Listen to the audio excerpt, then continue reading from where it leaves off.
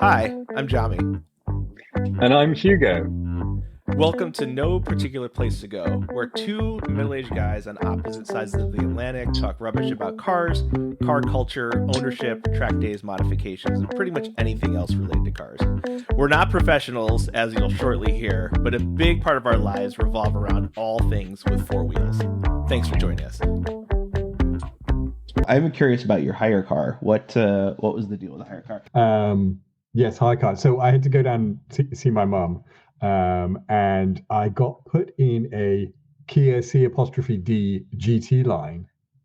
Oh, those were reviewed pretty well back in the day, weren't they?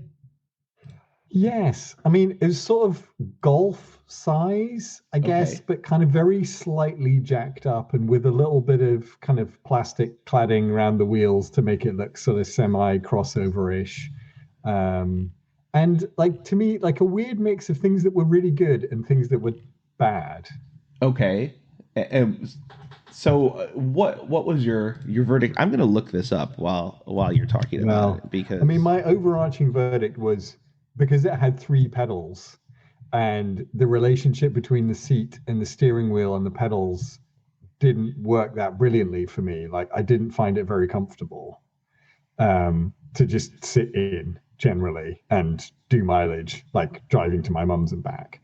Because I don't know, maybe I'm doing it wrong, but like when I use a clutch pedal, when it goes all the way down, I quite like to like have my, you need your foot on the floor basically, right? And I don't want to be sort of too stretched, particularly when you're sort of in and out of traffic, which then in this car in particular led me to like when I didn't have my foot all the way on the clutch, like my knee was around my ear basically. which is a whole different type of content that we won't talk about. Yeah. That's a Um, different podcast. so I guess first question, what was wrong with your Volvo? Or was it being Oh, occupied by other family members? well, what was wrong with it was that, it was, yes, it was being utilized by her indoors because obviously we only have one vehicle. We've been sort of resisting putting off getting a second car because we don't have a fixed address, etc. And so, it means that Muggins winds up in the hire car. Um, Um, Without a fixed address, does that mean that you're hopefully this doesn't offend anybody, but does that mean you're a gypsy?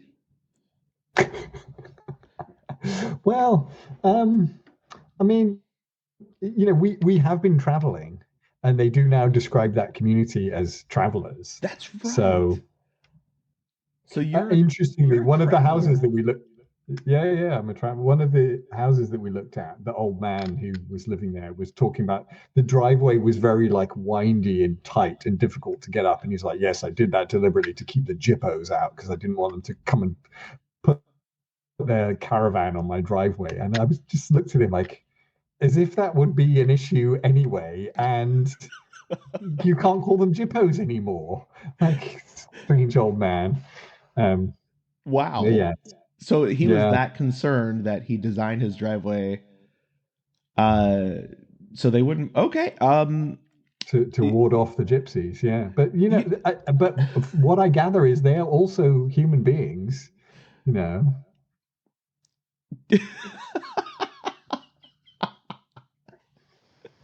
that's true. They are in fact human I mean, beings. we're all just human beings, aren't we? I like maybe I'm very naive. To go as far as designing your driveway a particular way to keep a certain group of people off of it Yeah, is really interesting. Like you see yeah. you see Well, homes with race tracks and go-kart yeah. tracks, but this guy built his driveway so gypsies wouldn't park their carts in it. Well, I mean, maybe that was not the entirety of his sort of design vision, but that was certainly something that he went to pains to point out to us. And for a while, it was kind of a thing in the UK, like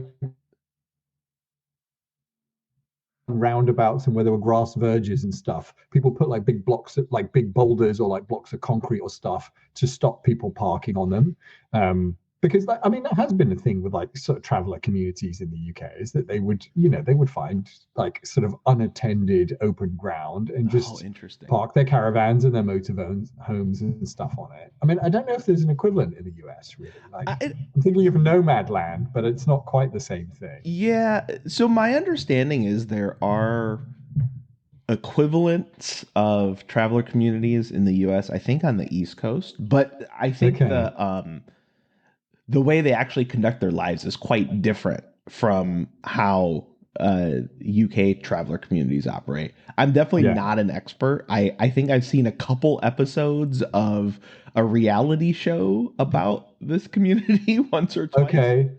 Where they go to like the horse trading things in like Appleby, like the horse fair and stuff like that. I think so. That sounds vaguely familiar, but I'm not an Yeah. expert, that's for sure. And they're all a bit sort of, I mean, I guess the kind of the archetype is the sort of Brad Pitt character in Snatch, right? That Guy Oh Ritchie yeah. movie. That's the kind of like, that's how people think of those communities. And I do remember when I was growing up, my mum used to work in like nursery schools and saying that at some point there was like some gypsy kid that kind of showed up in the school for a short period of time. And whenever they would get into sort of scuffles in the playground, they just put their fingers down their throat and puke on the other kid as a way to sort of end the fight. Wow. Okay. That's Yeah, one way to end a fight. That'll yeah. I mean, if that works. if it keeps you from getting beat up. I wow. Man, school is hard, huh? School is brutal. Um Yeah. I don't know what to say about that. That's an interesting way to fight. Mm. Um I I did to your point on like watching some documentary about these communities. I remember watching one and they all had incredible cars, right? They're sort of living in caravans and don't have the sort of fixed address, and they're all quite kind of like, I don't know, like rough and tumble.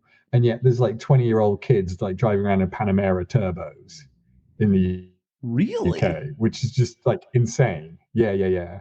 And maybe it's that sort of like pirate thing of like, if I have any money, I just spend it all and I'm just gonna have the gold, jewelry because ultimately that's sort of my funeral kind of thing. Life is short, enjoy it. But I remember noting I think it was a white Panamera Turbo with like the big wheels, which is, I mean, that's maybe another debate of like, I know Doug DeMuro is quite pro Panamera. That's I mean that's one heck of a car for a 20-year-old, that's for sure. Yeah. Wow.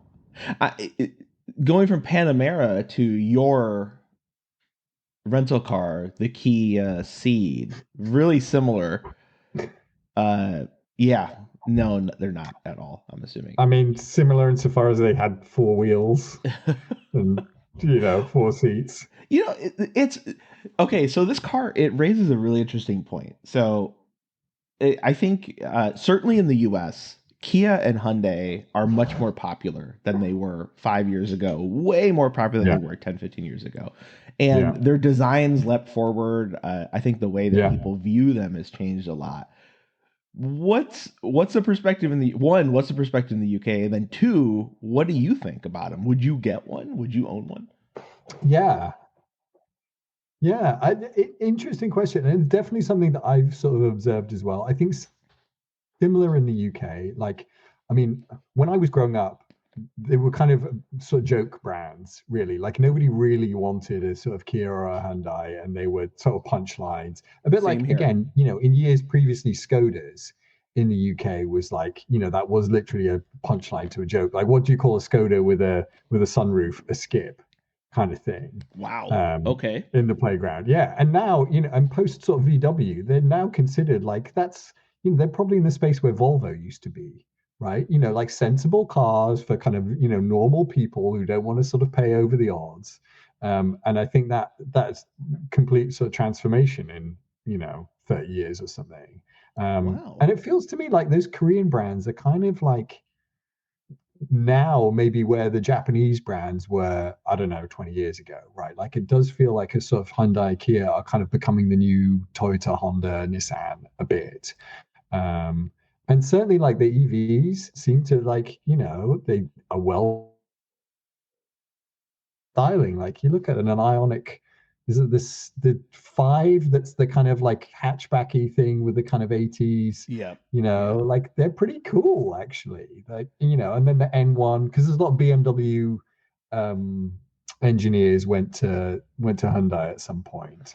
Um so yeah, I don't know. I mean, there was something actually, there was an interesting article in one of the, I think it was in like Autocar or something. They were saying that like talking about someone who's like looking at a kind of, to lease their next like SUV, whatever, choosing between a Lotus and a Kia, and like, between is it the Electra or that's the SUV, and there's Yeah, this, the the Lotus electric SUV, Luni. yeah, Yeah, yeah, Electra, yeah. or I think it's Electra. I'm not actually sure how to Electra. pronounce it.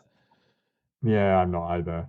But between that and an EV9, and that being like a legitimate sort of choice between sort of real, like, and to think that like the company that was making the, I don't know, like whatever they were, Kia Rio, even 15 years ago, like Yeah. versus the company that was making this sort of the Elise, and they found this sort of middle ground. Yeah, they've come a Um, long way, especially in the EV space. And I yeah. think I have my reservations about them. I have a number of friends who have Kias and Hyundais. They seem very happy with them. I have my reservations. And one of those is, well, I don't know if they're still on par with the Japanese brands. But on the flip side, Hmm. I feel like, and there's a lot in the press about this right now. Like Toyota quality seems to be slipping. It's not that guarantee Hmm. that it used to be. Hmm. And Toyota's been, especially on their more budget and mid-level products, they've been cheaping out on interior quality for a long time. So Hmm. I think that whatever gap might have existed between a Hyundai and the Toyota is really, really small, if it exists at all today. Yeah. Yeah. And interestingly, like, talking about Toyota, it seems like increasingly, or maybe this is just sort of at the edges, because obviously they're, huge sort of volumes, but like doing, like coming out with like, they had the GT86 and then they made the GR86 as well, like GR Yaris, like Supra, like, the new Land Cruiser coming out. It's like they're kind of becoming a bit more of like a, I don't know, like going more towards like a BMW or something that's like a lot more interesting, actually, a lot more sort of enthusiast. And, Yeah. for people who really love driving versus just churning out Corollas and Camrys and whatever, and maybe leaving some of that middle ground to the Korean brands. Yeah, that's an interesting point. Yeah, maybe they become more like BMW. Um, yeah, that's where do they go? They obviously need to keep the quality up, but if they can offer all these like kind of niche or more focused products that really capture attention, not only just among Yeah, enthusiasts but like mainstream buyers, I think they could be in a pretty good spot. But they got to keep that yeah, quality up. If their quality yeah, reputation starts to take a hit, then you're going, I'm just going to go Hyundai. I'm going to go Kia. Although yeah. I don't know if there's a big pricing advantage with the Kias and Hyundais anymore. Are they on par with the Japanese There, cars, or? there used to be, right? But I mean, certainly over here, like you look at an EV9, it's a 70,000 pound car, right? Like it's not cheap. And Wow. admittedly, like supposedly that is, from a kind of, if you strip away the badge, potentially competing with a Range Rover Sport kind of thing. But I don't think in many people's minds it really is. And like a Range Rover Sport is 100K plus sort of Yeah. thing. Um, but yeah, and so let me ask you this controversial question, talking about like quality and like Toyotas and stuff, because I guess a lot of what you get in the US with a Toyota badge in it is made in the US and has been for many years, right? Yeah. Whereas some of the more niche stuff is still made in Japan or is made sort of other places, around the world. Like, I mean, do you have a sense that there's a delta in what gets made in the USA versus not? Man, Because that's a I guess great the whole question. point was that it was all supposed to be sort of Japanese practices and Kaizen and stuff that got brought into those Yeah. factories. Like, I was traveling back and forth to Columbus, Ohio a little bit, and there's a big like Honda plant there. And you have to imagine that at some point there was a lot of that sort of knowledge transfer. And yet, That's a I don't know. great Like I question. mean, I would say the same thing about like a Nissan that was built in the UK versus in Japan, right? Like I just that would be my bias. So I definitely had that bias for Japanese built Japanese cars versus built Hmm. elsewhere. So a couple examples. So I had a 99 Mitsubishi Galant, and that was built Hmm. in the what at one point was called Diamond Star Motors, the cooperation between Chrysler and Mitsubishi, but it was built in Yeah. Illinois. I think it was Normal, Hmm. Illinois. Um, and that was not a high quality car at all. There's no No. question about it. And it was later that I kind of chalked it up to, oh, well, it's built in the US. And then Hmm. my 2019 Civic Type R, I think it was built in Hmm. Swindon, if I Yeah. remember Yeah. correctly, Okay. Yeah. in the UK. And the Yeah. current FL5 Type R is built in Japan, if I remember correctly as well. Hmm. I haven't necessarily had a chance to compare those, but I didn't have any quality issues with my Type R. I only owned it about a year, but I didn't have any quality Yeah. issues with it. But I did definitely start to seek out Japanese vehicles built in Japan. So Yeah. Yeah. my Yeah. Miata was built in Japan. My Yeah. Infinity FX50 was built in Japan. Yeah. I And mean, NSX, of course, right? NSX, of course, built in Yeah. Japan. And so I definitely sought out Japanese Yeah. vehicles Yeah. built in Japan. The only Yeah. empirical or kind of like evidence based discussion I've seen about this, and it was actually in the past couple months that I saw this article, said there is no disparity, no difference in parts per, or excuse me, not parts, but problems between US built and Japanese built vehicles. I don't know if I believe that. Hmm. Obviously, I don't have the data that whoever wrote that article has, allegedly, but they were saying there's Hmm. no difference. So I'm not sure. And Hmm. then you've got so many German brands that are built in the US too. My X5 was Spartanville, South Carolina. That's right. Yeah. Yeah. Yeah. Yeah. And I mean, that was screwed together pretty well, but I only had it for the first 3 years of its life. I wonder how it's doing now, right? Yeah, that's and there's a That's lot of really the cars test. built in Mexico. Obviously, there's cars built Yeah. in China. Yeah. Yeah. Um, Yeah. that would be really interesting to say, hey, can I tell the difference? Yeah. Controlling for all things else, Yeah. tell the Yeah. difference between a car built in the U.S. versus China versus Mexico versus the Yeah, U.K. yeah, that versus would be Japan. really interesting study. Because again, like sort of anecdotally, when I had that Golf R, and I had all those clutch problems with it, you remember, Yeah. and at the time, part of my thought process was like in the US, the Golf Rs were all made in Germany and imported, and the Golf GTIs were made in Mexico. And I was like, well, I Oh. want the one that's made in Germany because it'll be proper kind of thing. And then I had all these issues with it. And I was like, do you know what? If I'd had a GTI, it would have probably been fine. So Oh no! So it kind of backfired on you. yeah, yeah. But it's so interesting because like quite a lot of manufacturers kind of like contract things out as well. Like, That's right. there's what is it like Puch in Austria, and like, there's like Ineos like the Grenadier is like made in France by the same kind of contract manufacturer that I think did some of the Bugatti Yeah, stuff. you've Like got like a Magna Steyr, and you've got yeah, exactly. uh, There used to be one in Finland that did like the Boxster, and like they would do convertibles rather than like mainline cars, stuff like that. yeah. Like you do sort of wonder whether maybe are they better? Are they worse? Are they, Well, like that's a even the good 500e, question. right, was made partly on the Porsche line and partly on the Mercedes line, I think. Sorry, which car was that? The Mercedes 500e. Oh, yes, that is. Yep. Actually, my neighbor has a 500e, and I You was. showed me the picture. Yeah. Oh yeah, it's Lovely. beautiful. But I was so intrigued by that car, so I ended up reading up on the development of it, and yeah, Yeah. it's half Porsche. Yeah. Yeah. It's Yeah. really interesting.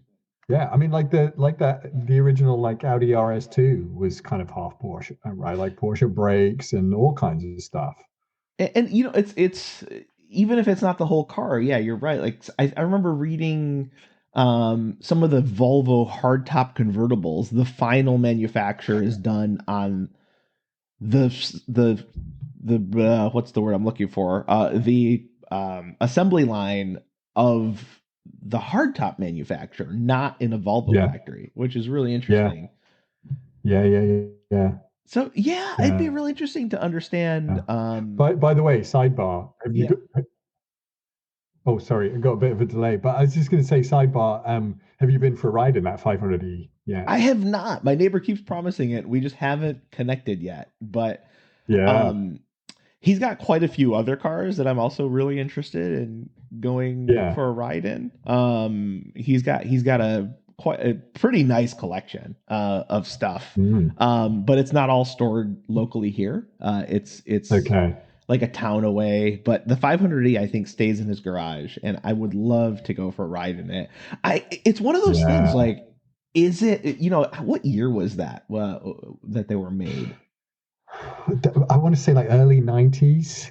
Yeah, that sounds about right. I unfortunately like my knowledge of older Mercedes is pretty limited. But yeah, 500e.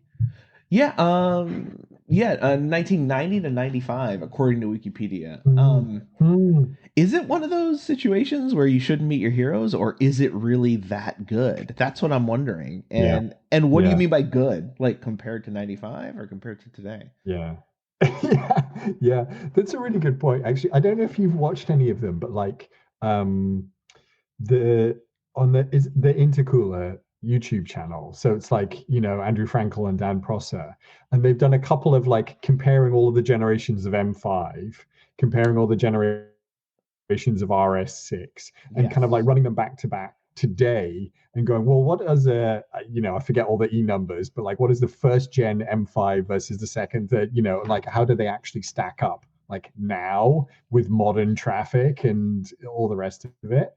And I think what's interesting is like, they did the same with the RS6. Like some of those older cars, because they're a bit smaller and they're a bit more analog and stuff like Mm, that, like, yeah. actually sort of show up well, even if they're not like lightning fast, like the sort of 1,000 horsepower EV kind of thing. Oh, Um, interesting. yeah, and others are kind of like, oh, actually, the game has moved on a long way and they feel old. Yeah, that's I think it's going to just depend on the car itself, and then I think to a certain extent the specific car you're driving, like how well it's been maintained and everything. Yeah, So yeah. my buddy Fenton, so he's Zygreen on his YouTube channel, and he's driven a number of E34 M5s recently. I think Okay. two or three of them, and Yeah. he was saying, "Wow, are they disappointing? They're just not." Mm, And he did something very similar. So he drove a lot of different 5 series. I think they're all M5s back to back or in really really short time period. And he said the yeah. gap between the E34 and the E39 M5 is massive. The E34 just Yeah. feels so old, older than its age would suggest. And the Yeah. E39 feels like it's from the future in comparison. Yeah, I think there is definitely some sweet spot, and probably like the E39 and a few other cars like will be like this, where you go, in a few years' time, it's going to be hard to find something that's naturally aspirated, manual, hydraulic steering, like not too heavy, not too big, like all of that kind of stuff. That then, like, those will be the cars that, like, sure, they're not going to have all the autonomous and whatever, but like, actually, if you want to drive, they're probably always going to be good, right? And sort of have that sweet spot of like, I don't know, you still got electric windows and stuff like that, right? Like, you're kind of not Yes. driving around in a Ford Model T and not able to keep up with traffic. Yeah, Um, which like kind of I think this is a concern for a lot of car people right now is have we already peaked as far as cars go? And yeah, I think so. have For enjoyment, at least, yeah, I think I don't so. think we're like my daily drive is not going to be better in a 700 horsepower all-wheel drive EV with autonomous features. I mean, you could argue it might be safer, but will it be more enjoyable? I don't think so. No, no, no. But all of these are cars for people who don't really like cars, Yeah, right? that's absolutely right. Like I get that. Sure, if you do a lot of motorway miles and like having all of these systems, fine. But if you actually enjoy this sort of the physical act of driving, in some sense, it's like, well, you kind of just want to cater them. You Yeah. know, you want the thing that is going to be like, okay, yeah, I'm really turning the steering wheel and I'm really like moving these pedals, and I Yeah. really notice the difference when I do that, and I'm part of it, rather than I'm kind of just a passive notion that like this robo taxi you're going to get in and there's not even a steering wheel. It's like, well, I don't know. I kind of like driving actually. Like I It, kind of want to it's do going to it. be the Uh, equivalent of riding a train. yeah. Yeah. And like there are train enthusiasts out there, cool, but riding a train versus driving a car are two very different experiences. Yeah. Yeah. Yeah. Yeah. And they're two very different sets of sensations and levels of control. Yeah. So Yeah. sure, I'm cool with getting on a train if I'm tired or I don't want to drive myself, etc. But I yeah, I think we've reached like the peak of enjoyment. I think you're absolutely right. I Yeah. think a lot of cars are aimed at people, and that's the majority. The majority of people aren't car enthusiasts. We have to accept that. Yeah. That's true. Yeah. And you can't just sell enthusiast cars unless you're like a really, really tiny manufacturer and you have high Yeah. prices and margins and all that kind of stuff. Yeah. But if you're a Yeah. Yeah. Yeah. Toyota or a BMW of the world, you're trying to sell to the average person. Um, it's, I think for the enthusiasts, it kind of means that new cars, as each year goes by, become less and less interesting. There's less that Yeah. catches your eye. Yeah. Certainly you have the bright spots like Toyota cranking out a lot of sports cars, which is awesome. It's a lot of fun. Yeah. But then older cars, especially if you're talking about affordability, older cars are where it's at. Yeah. Yeah. I think that's right. I think that's right. I mean, like I definitely get to think like you look at particularly this time of year, right? You look at the list of like what is launching this year, right? Like new Alpha Julia, right? EV, boring, not interested. New Boxster, EV, not interested. You know, and so expensive, so heavy, and you're just kind of like, who is that for, right? Yeah. Like, I get that there are people who are just pounding down the freeway in their Tesla Model 3s, fine, but that is like basically being on the train, right? Yep. Whereas if you're kind of like, yeah, I want to enjoy this experience, I think you're exactly right. You're like, okay, I'm looking for something that is manual gearbox, that is like naturally aspirated, that is all of these kind of things. And it's probably, 5 years old at this point, right? And that is Yeah. probably going to be where it like, it's not going to get any better from here. I mean, can you even buy a 911 now that's manual and like, non-hybrid, non-turbo? I Like, mean, well, and you're going to be spending at least 100 grand. So yeah, on if not the base two, base, right? Which is insane yeah. for something that then, are you going to want to park it somewhere? Are you going to want to leave it in the airport? I mean, it's nuts. Well, and you mentioned the Boxster, so there's news reports that Porsche is having teething problems, and a key supplier can't make the thing work as they want it to as an Mm, EV. And for me, I go, great. Maybe they will offer a gas version, right? We saw that with the Challenger, right? That came out. It was very EV oh forward, yeah. EV. And I think Dodge wisely said, well, we're gonna have a twin turbo V6 in it as well. That's Mm, going to be the one that sells, especially considering the yeah. EV is something like 1,300 or 1,400 pounds heavier than the gas version. Yeah. And the reviews of that car so far have not been good. People are not impressed Yeah. with it as an EV. Yeah. And I really think like the weight that does start to become an issue. Like, I mean, the electric Range Rover, the full size one, is going to be 3 tons metric, right? I mean, that's just in the UK at 3 tons, you need like a truck license to drive it. And there was this study that I was reading. They're talking about all the sort of multi-story car parks, all the parking structures in the UK. Obviously, the ones that were built in the 60s, they're all built for like Morris Miners that like, they're 4 foot wide and 6 feet long, and they weigh like under a ton, right? And now suddenly you have all these like massive like, SUV EV things that are all, Yeah. 2.7 tons. And they're like basically these buildings are not built for the weight and the size, and they just, they will literally like crumble when you fill them full of all these like, massive EVs. And again, it's still only like, one person in the car, right? You just sort of go, why don't we just all have Morris Miners still? Yeah, Like we'd be able to get around. it'd be interesting. I think from a safety perspective, if we were all in lighter cars, maybe we'd be better off versus really big Mm, cars. But so we were talking about kind of peak cars, like where do they get the best? And so this mm, was actually a topic on. I know we're big fans of Smith and Sniff, so That was something. Oh no, have we shot our?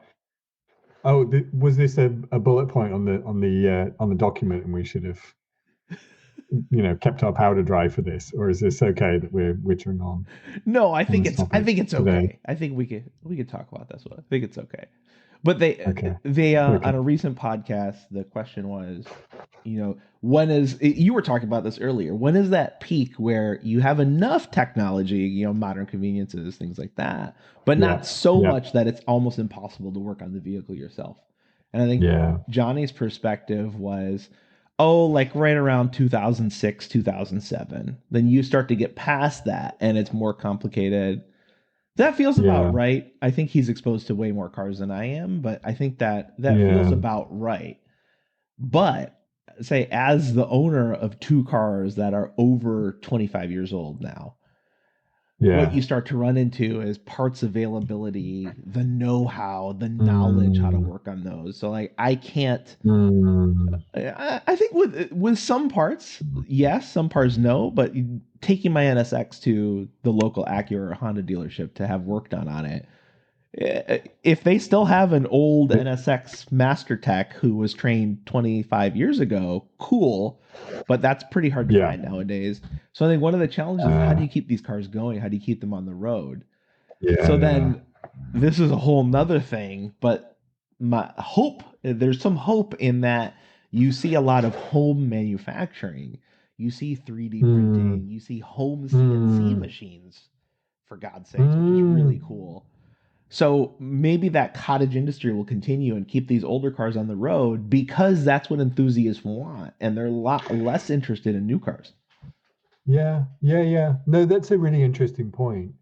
Um, and actually, it reminds me a little bit of, and I think this might have been when like Jay Leno was on Top Gear years and years ago.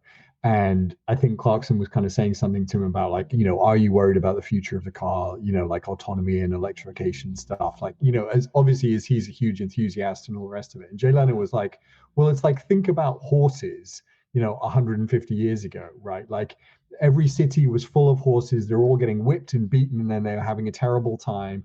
And and then the car came along, the horses sort of disappeared from that sort of utility role, and they became like the plaything of the enthusiast, right? And they got looked after. And he was like, maybe that's what happens with cars, right? Like all of that sort of day-to-day utility, all the Camrys of the world disappear, Yeah. and you wind up with the fun cars that get looked after and becomes more of a sort of hobbyist thing. Yeah. And in a way, you're right. Like with those tools, and you go like, in a sense, there's never been a better time to be a sort of amateur like car hobbyist, right? Because you have YouTube, you have like all of these resources, like as you say, like you make your own tools, you fabricate your own stuff. Like Yep. it's sort of all possible now. Whereas generation ago, it's like you had an old car and nobody knew how to fix it. It's like nobody knew how to fix it. Like where were you going to find any of that stuff? Yeah. Like, you didn't have eBay, you didn't have Yep. YouTube. That's I've thought of, and I've tried to narrow it down to two. My peak garage. ooh. Okay. Okay, let's finish the last I had one last bit to add on the kind of Okay, maintaining old cars part, and then yeah, please. we can switch to that. And And do you have apparently your peak garage as well, or am I springing that on you? Should we keep ooh, that for another peak. time? Oh my If you, gosh. pick two cars of your sort of peak period, Oh my. Oh my gosh. but Yeah, somewhat we'll reasonable. get yours and then I'll have to think Okay. about mine. I'm not sure Okay, what. we maybe we can do the yours next week. You Oh can yeah, marinate that on it a works. bit. And I still want to briefly do my car history as well, but that's Oh yeah, not you super never even important. finished that. Yeah. You mentioned Jay Leno, and if anyone would know about keeping old cars on the road, it's him. Mm, Like, so obviously mm, we don't have the resources that he does, but he has been at this for years where he's keeping cars with no support on the road. And yeah. sometimes they're Yeah. making new parts, reproducing old ones. I'm sure that they're using the latest and greatest technologies available to do that. In some cases, you're working with manufacturers, in some cases, you're doing it in Mm, house. But I think that's exciting. Like he's keeping things from the 1900s, early 1900s, still going. yeah. So if I've got Yeah. my 92 NSX, there's hope for us. So Oh yeah, 100%. And you think as well, like how many 92 NSXs are there still going, run by enthusiasts who want to keep them in, on the button and in tip top? Like maybe for you individually as one person to go out and 3D print a part would be, a lot, but like the connectivity around that community. And I think, cars like that people care about, like there is a community, right? Yes. As you well know, versus Yes. like what is the community around a Camry or a Tesla Model 3? I mean, they're so disposable, right? It's like having a community around a pair of white socks. I'm sure somewhere on the internet there is an enthusiast community for white socks, gold toe brand, or the specific Hanes that were made from 84 to 89. There's probably a group out there that collects them. I would just That's just the way the internet Yeah, is. yeah, yeah.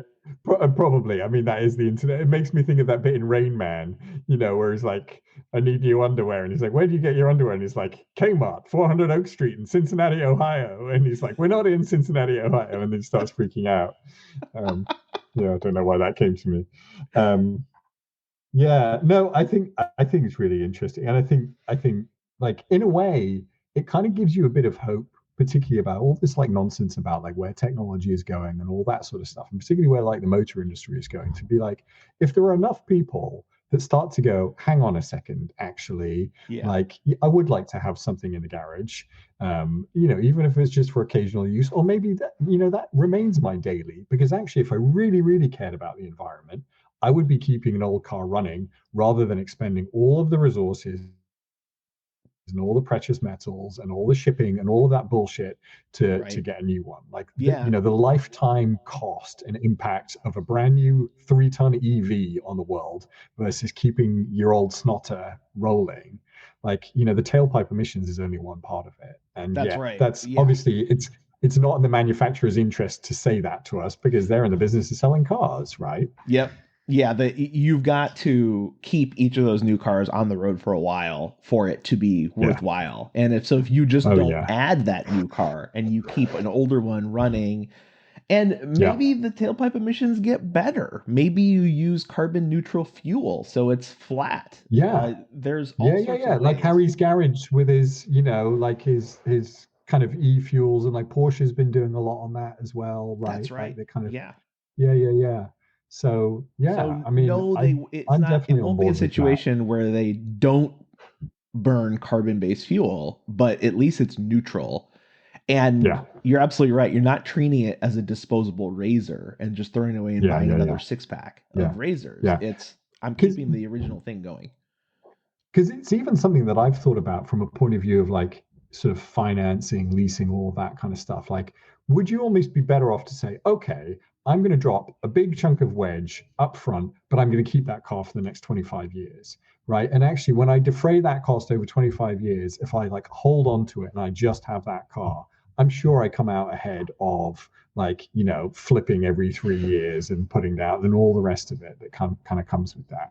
Yeah. But I guess it's just that you've got to pick the thing that you would be okay with for the next 25 years, right? And it's I unlikely think that's that's going the to hard be part. cheap. That's the Yeah. tricky part is what am I going to be okay with for 25 years or even 15 years or 5 years Yeah, yeah.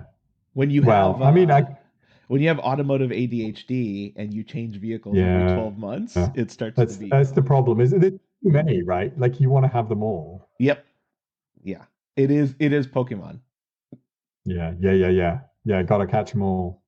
But I think to that point, like your and I've sometimes sort of chuckled a little bit about this, but I think actually your plan of being like, well, do you know what? I can have them all just like 1/43rd scale.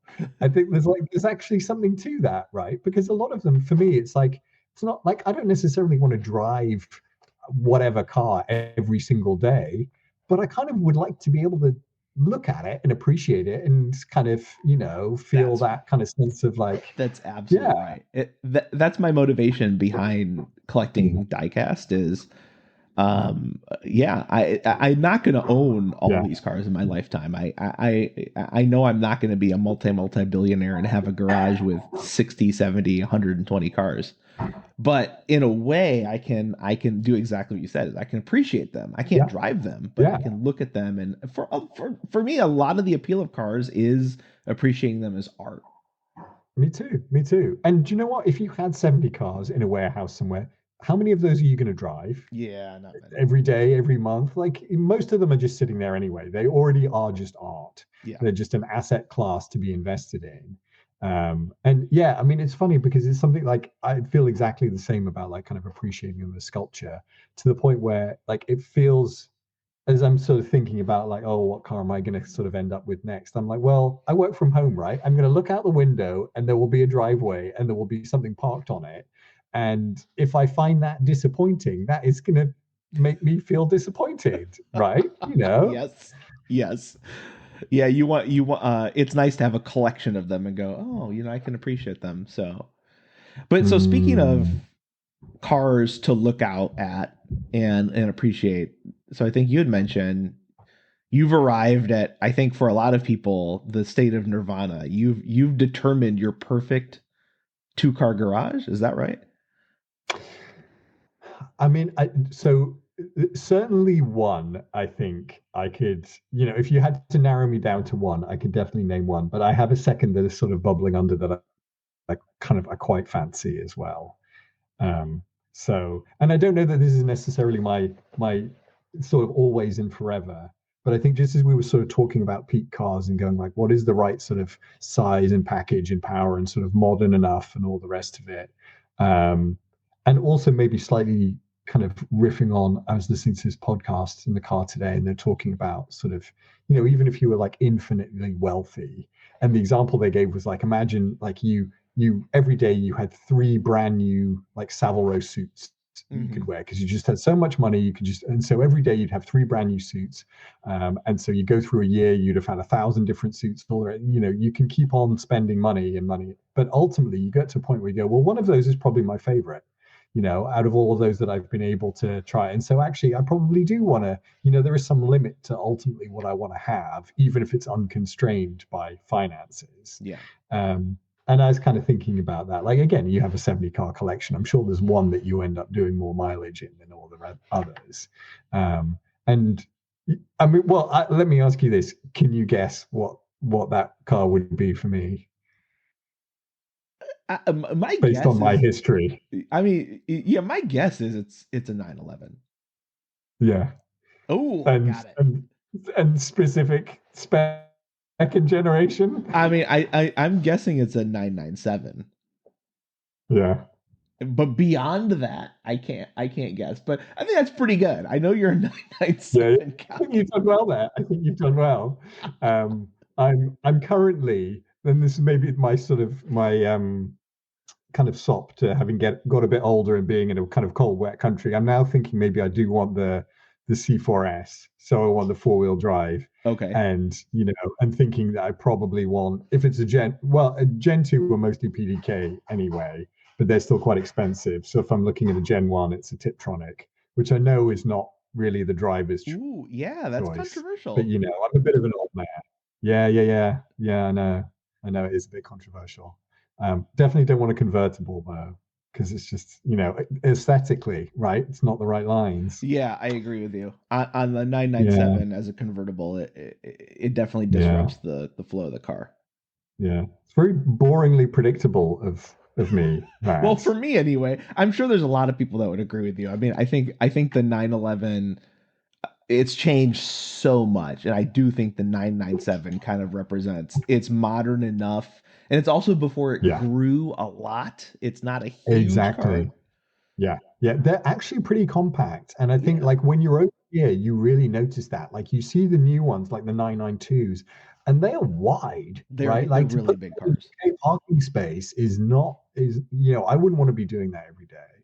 Um, I mean, obviously, like if money was genuinely no object, I'd be like, sure, of course, I'd have like a Turbo S, brand new one. Probably want a 993 Turbo S as well to Oh, tuck away, yes. Yes. because those are amazing. Like I remember when we went down to Bruce Canepa in Valley like ages ago. Do you remember when I first moved to the US and we went down there and they had like a whole bunch of like 993 turbos and stuff? Yeah, yeah, and they had a bunch of 959s and all Yeah, sorts of awesome amazing. stuff.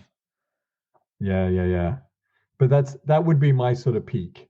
Okay. right? Like, and in a way, I would want something that was a bit like, I wouldn't want it to be too perfect. Because, like I was saying last time, like I got to a point, like the last one that I had, like I did some work to, I kind of like made it nice, and then I didn't want to drive it, right? So in a way, I'd Yeah. want something that was like usable enough that you go like, I don't mind parking this out in the rain. I don't mind driving this into town. Like that's probably the automatic thing for me again, because it's like much as I would like a manual, I don't know, 2 days a week, for the other 5 days a week, that would be a reason to not drive it, kind of Yeah, it's thing. got to function as a real car, not something that just stays in Yeah, the garage and gets wiped down with microfiber cloths every week. totally, totally. That's It's not a car at that point. It is just sculpture.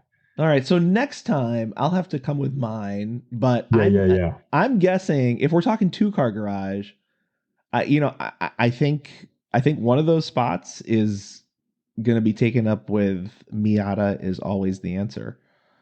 Okay. Um, yeah, I'll have to noodle on it, but I think that's going to be Yeah. one of them. Well, and then the question is what generation and how customized is it? Ooh, yeah, yeah. You could definitely get into that. All right, well, we'll cover that next time for sure.